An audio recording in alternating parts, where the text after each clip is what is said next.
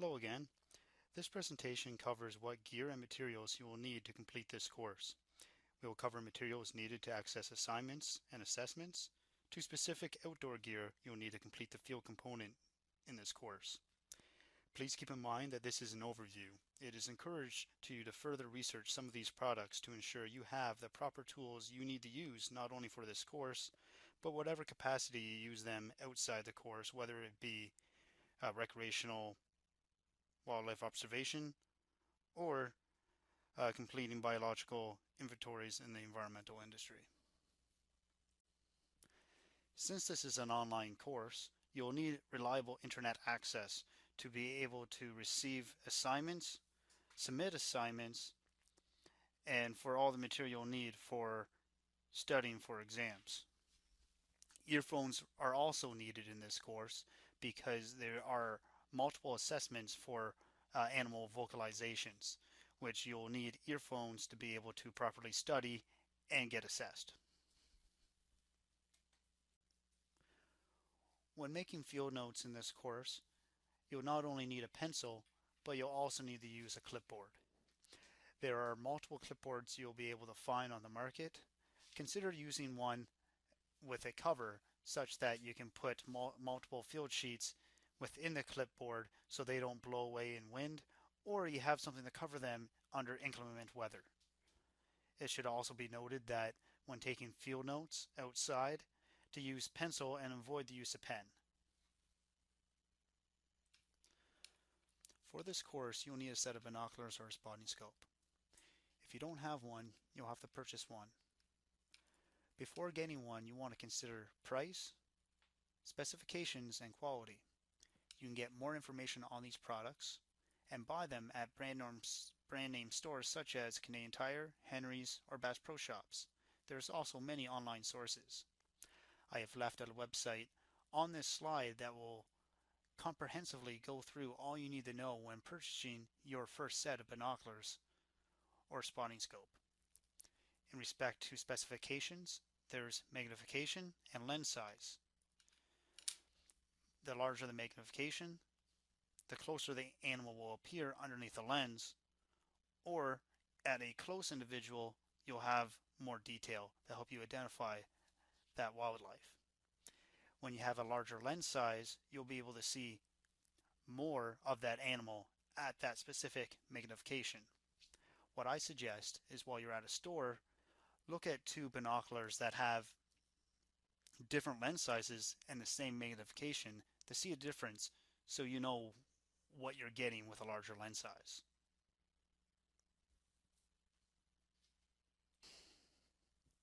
You'll also need a camera for this course. If you don't have one, you'll have to purchase one. You'll want to consider price, specifications, and quality. Brand name stores such as Black's and Henry's will give you a wide range of options, but also personnel that will be able to give you more information for your needs. There's also a lot of online sources. I would consider durability and the quality of the lens. There's many cameras out there today that are not only waterproof but shockproof.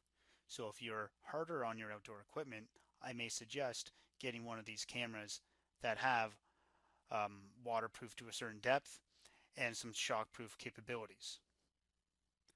If you are not hard on your equipment or you really enjoy photography, you may want to purchase a higher end camera such as a digital SLR. This will be a little bit more pricey, but it would be a long-term investment. You'll have to do research and figure out what camera is going to best suit your needs, not only for this course, but for your future endeavors in wildlife observation. Smartphone cameras are accepted, but to warn you, they do not often give you high quality photos. You always want to keep safety on mind when you're in the field. In this course, you may be in areas where you're unfamiliar with. For this course, a compass is mandatory, whether it be a handheld physical compass or a digital compass on your smartphone. You will need to know how to use that compass in case of an emergency. Either compass is acceptable for this class, but keep in mind, if you're relying on a digital compass in your smartphone, it is limited to battery power and your battery life. So consider this before you make your option. There may be a lot of online sources, but sometimes you may not have internet access when you're in the field. There's many field guides out there that contain a lot of information about how to identify species, their associated habitat, and life history traits.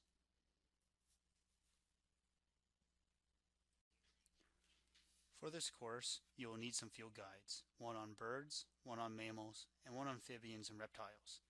Below, we give our suggestions. However, you may find other ones that are online or have ones that you already own that would also be suitable. This is another highly recommended book for this course. It's one of my personal favorites.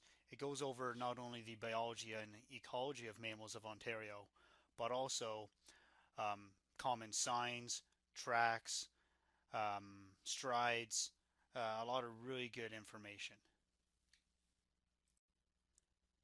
There is many reputable sources online to help you identify wildlife in Ontario. I've put a couple below for birds and reptiles, but there's many others. If you find one and you want to recommend it to the class or want more information, this would be a great topic for the discussion board. There's also smartphone applications that can help you to ID wildlife in Ontario. Most of them you have to purchase, however, there are many that are free. One example is Ducks Unlimited's smartphone application, where there's a component for waterfowl ID.